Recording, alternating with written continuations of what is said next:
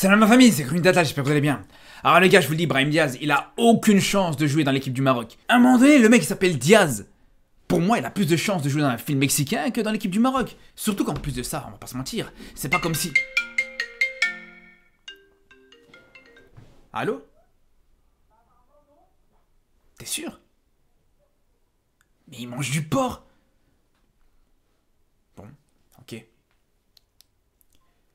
Les gars, Brahim Diaz c'est un vrai Marocain, je vous l'ai toujours dit, il va jouer pour le Maroc. Non mais les gars, bien sûr que là on est clairement sur un grand retournement de veste et j'assume complètement. Je vais vous dire les gars, il y a quelqu'un d'ici, si on m'avait dit que Brahim Diaz, il allait choisir le Maroc alors qu'il aurait eu la possibilité de jouer avec l'Espagne, j'y aurais jamais cru. Vraiment, si on m'avait dit, il y a quelqu'un d'ici que Brahim Diaz allait pouvoir jouer avec l'Espagne, qu'il allait être sélectionnable et que ses prestations auraient fait que justement il a largement sa place avec la sélection espagnole et que malgré ça, il va refuser de jouer avec l'Espagne. Il va refuser de jouer l'Euro au mois de juin pour jouer avec le Maroc. Je vous le dis, j'y aurais jamais cru. Et c'est pour ça que je l'assume totalement. Hein. Je l'assume totalement parce qu'on sait très bien que le mec, il a toujours montré une image du gars qui a toujours rêvé de jouer pour l'équipe d'Espagne. Il a joué pour l'équipe d'Espagne d'ailleurs. Il a même joué pour l'équipe A de la Roja. Donc faut prendre ça en compte. Et c'est pour ça que j'ai été autant sceptique pendant tout ce temps de le voir jouer avec le Maroc. Je veux dire, même il y a eu deux étapes. Il y a eu cette période-là où j'étais sceptique, où je me disais, il va sûrement pas jouer avec le Maroc parce que ses prestations en club, elles sont intéressantes, elles sont très bonnes. Donc, il est sélectionnable pour cette équipe d'Espagne. Et il y a une deuxième phase qui remonte un petit peu plus loin, où je me disais clairement que si le mec choisit le Maroc, ça va être par choix, on va dire par défaut. Ça va être parce qu'il n'aura pas assez de possibilités de jouer avec l'Espagne. Et ça, je vous dis pas ça par hasard. Il y a plusieurs éléments qui ont fait qu'on a pu douter de son amour pour le Maroc. Il y a vraiment plusieurs choses qui auraient pu nous faire croire et qui m'ont fait croire que le mec, c'était un opportuniste. Comme je vous dis, il y a le fait qu'il a toujours clamé haut et fort que son rêve c'était de jouer pour l'Espagne. Il a joué pour l'Espagne, il a joué pour l'équipe A espagnole. Il y a le fait que plusieurs fois, il a été convoqué, plusieurs fois il a refusé. Et ça, c'est une réalité. On s'est rendu compte justement, avec ces derniers jours, que le jour où il a donné son accord à la fédération marocaine, quelques jours plus tard, c'était réglé. Il a eu son changement de nationalité, il a eu son nouveau passeport marocain, bref, tout a été fait, tout a été réglé très rapidement. Donc, quand on a vu justement ces dernières années, ces derniers mois, à chaque fois, il va jouer pour le Maroc, mais à cause de l'aspect administratif, ça va prendre un petit peu de temps. Non, ça c'est pas vrai les gars, ça c'est pas vrai. Et je vous avais déjà dit une fois dans une vidéo, où nous-mêmes, quand on veut changer un passeport, ça prend combien de temps? 2 semaines, 3 semaines par exemple. Donc ça va pas être la fédération marocaine qui va décider de faire un changement de nationalité qui aura du mal à le faire. Faut être honnête aussi par rapport à ça. C'est pour ça que jusqu'ici je pense et je reste persuadé que voilà, il était encore dans l'hésitation. Après c'est son droit. C'est son droit, c'est totalement son droit. Pour moi un joueur qui prend son temps avant de choisir le Maroc, ou un joueur qui est dans l'hésitation, qui prend son temps, il n'y a pas de problème. Moi, ce qui me dérange plus, c'est les joueurs qui attendent d'être sûrs qu'ils n'auront pas de chance d'être convoqués avec la sélection espagnole ou la sélection française quand c'est des franco-marocains. Bref, vous avez compris l'exemple. Mais là, il a attendu, il a pris son temps avant de faire son choix, et malgré ça, il a fait son choix avant que ça soit totalement mort, le fait de choisir l'Espagne, le fait d'avoir des chances avec cette sélection espagnole. Et c'est là où, personnellement, je respecte énormément son choix.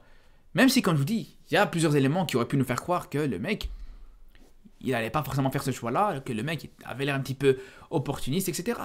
Et à commencer par la dernière CAN. Parce que ce qu'il a fait à la dernière CAN, le fait d'avoir refusé de jouer la CAN avec le Maroc parce qu'il avait peur des sanctions qu'il aurait pu avoir avec le Real Madrid, comme je vous dis, c'est des choses qui nous ont mis un petit peu le doute. Mais ça, on va en reparler. Et tout ça pour vous dire qu'aujourd'hui, là, personnellement, à partir du moment où le mec choisit cette sélection marocaine, à partir du moment où le mec, comme je vous dis, il a totalement sa place avec l'Espagne et qui tourne le doigt à l'Espagne, franchement, j'ai rien à dire là-dessus. Je peux juste dire respect. Je peux même m'excuser par rapport au fait que je l'ai mal jugé, je peux le dire. Mais pour le reste, il n'y a absolument rien à dire. Parce que je vais vous dire une chose, les gars, je me rappelle sur son match contre Leipzig, le match aller contre Leipzig en Ligue des Champions, où il te met un but magistral, un but magnifique, où là, je me suis dit, ce mec, il a largement sa place avec l'Espagne. Ce mec, il a clairement montré que c'est un joueur de qualité, c'est un joueur qui pouvait totalement être titulaire dans cette équipe espagnole s'il voulait. Je me suis dit à ce moment-là, il va être convoqué par l'Espagne et il va accepter cette convocation. Tout simplement parce que, comme je vous ai dit, ça a toujours été son rêve de jouer avec cette équipe d'Espagne, comme il a pu dire lui-même. En plus de ça, il a montré une réticence de jouer à la dernière CAN parce qu'il avait peur des sanctions qu'il pourrait avoir vis-à-vis du Real Madrid, chose qu'il n'aurait pas avec l'Espagne. Donc c'est pour ça que, comme je vous ai dit, là à ce moment-là, le doute, Il s'est effacé. Pour moi, je me suis dit, c'est bon, là, il est espagnol. Et il sera espagnol. Et pour le coup, je me suis trompé sur son compte, parce que c'est vrai, peut-être que j'ai été un petit peu pessimiste à ce niveau-là, etc. Mais j'assume complètement que je me suis trompé là-dessus. Et j'ai envie de vous dire, même tant mieux que je me suis trompé sur ça. C'est vrai, je l'ai mal jugé, j'ai même été très dur avec lui. Mais aujourd'hui, je le respecte totalement. Je le respecte à 100%, comme je vous dis. Le fait de refuser la sélection espagnole, alors qu'il pourrait avoir sa place avec cette équipe-là, pour jouer avec le Maroc, ça impose un respect total. Et je vous le dis, un respect sans faille, carrément. Et ça, c'est totalement différent de certains joueurs, par exemple, comme Dacosta, pour ceux qui s'en rappellent, Manuel Dacosta, ou même Adam Massina, qui, eux, pour le coup, auraient voulu jouer pour le Portugal, que ce soit pour Dacosta, ou pour l'Italie, concernant Massina. Ils ont toujours eu des déclarations qui allaient dans ce sens-là. T'as même Massina, carrément, qui a dit « Moi, j'ai rien à voir avec le Maroc, je suis italien. » Donc, c'est pour ça que ce genre de joueurs, j'aurais jamais aucun respect pour eux. Je vous le dis, les gars. Même s'ils jouent pour le Maroc, même si c'est des internationaux marocains, jamais de la vie, je vous dis, je respecte ce genre de joueurs. Par contre, Brahim Diaz, qui avait le choix et qui a fait ce choix-là, respect à lui. Respect total. Et ça, pour moi, c'est ça qui fait la différence entre un opportuniste ou pas. Un opportuniste, c'est un joueur qui fait un choix par défaut. Il fait un choix parce que il peut pas faire d'autre choix, tout simplement. Ça, pour moi, c'est un opportuniste. Alors qu'un joueur qui fait un choix alors qu'il aurait pu faire un autre choix, et je vous dis, pour moi, il est le bienvenu. Aujourd'hui, Brahim Diaz, pour moi, il est le bienvenu avec cette équipe du Maroc. Ça veut dire que là, pour le coup, le mec, il sera traité comme tous les autres. S'il est bon, je le féliciterai comme tous les autres. S'il est mauvais, ben, je taperai dessus comme pour tous les autres aussi.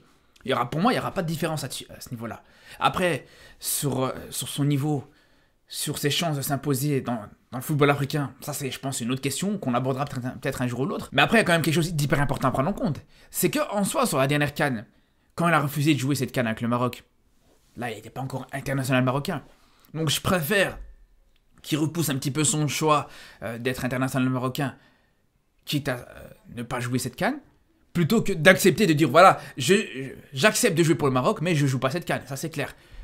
Par contre, maintenant qu'il est international marocain, maintenant qu'il va jouer pour le Maroc, ce genre de choses, c'est plus possible. J'en ai rien à foutre qu'il se fasse sanctionner par le Real Madrid, que le Real Madrid le menace de le mettre sur le banc, de le mettre même en tribune, je m'en fous complètement, ou même de le mettre à la vente des hamburgers à l'entrée du stade, c'est pas mon problème. Je vous le dis, les gars.